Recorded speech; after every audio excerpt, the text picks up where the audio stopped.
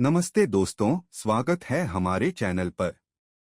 आज हम बात करेंगे भारत की सबसे शक्तिशाली वायु रक्षा प्रणालियों एयर डिफेंस सिस्टम की, जो हमारे देश को हवाई खतरों से बचाती हैं।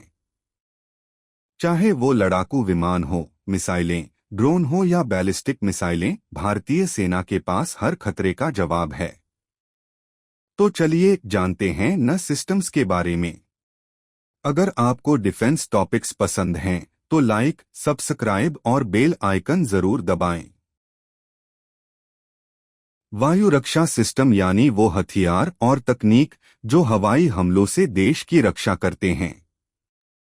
ये सिस्टम रडार से खतरों को ढूंढते हैं और फिर मिसाइल या तोपों से उन्हें नष्ट करते हैं। भारत के पास लंबी, मध्यम और छोटी दूरी की मिसाइलें हैं जो सेना, नौसेना और वायुसेना में तैनात हैं। तो आइए इनके बारे में विस्तार से जानते हैं।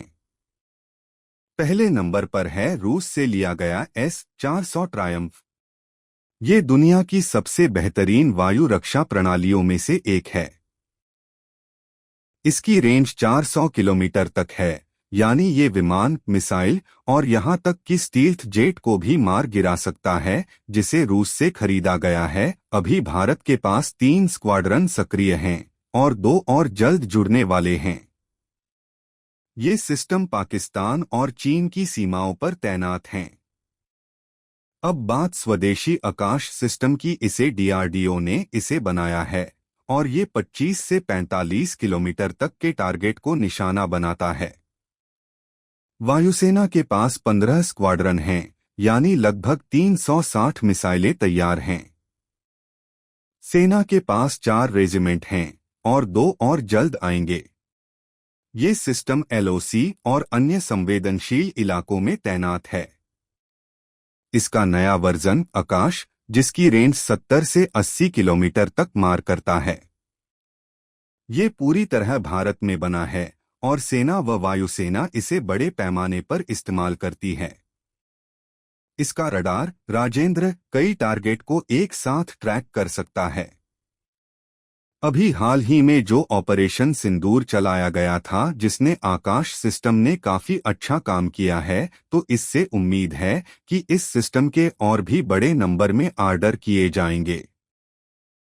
अब बात करते हैं बराक 8 एयर डिफेंस सिस्टम की, जिसे भारत और इजराइल ने संयुक्त रूप से विकसित किया है और इस प्रणाली में 70 से 100 किलोमीटर तक की रेंज वाली मिसाइल है, जो क्रूज मिसाइल और ड्रोन को आसानी से नष्ट कर सकती है। इस प्रणाली का इस्तेमाल भारत की तीनों सेनाएं करती हैं। भारतीय नौसेना अपने युद्धपोतों पर इसका इस्तेमाल करती है और भारतीय वायुसेना और थल सेना इसे भूमि आधारित लैंड बेस सिस्टम के रूप में इस्तेमाल करती है। अब बात करते हैं स्पाइडर सिस्टम की, जिसका फुल फॉर्म है surface to air Python and Derby. Bharat ने यह वायुरक्षा प्रणाली इजरायल से हासिल की है। इजरायल का स्पाइडर सिस्टम 15 किलोमीटर तक की रेंज में तेजी से हमला करता है।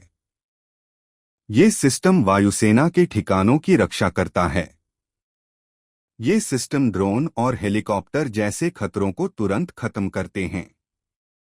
अब बात स्वदेशी QRSAM की। इसे डीआरडीओ ने इसे बनाया है, जिसका फुल फॉर्म है quick reaction surface to air missile यानी QRSAM, जिसकी रेंज 25 से 30 किलोमीटर की है।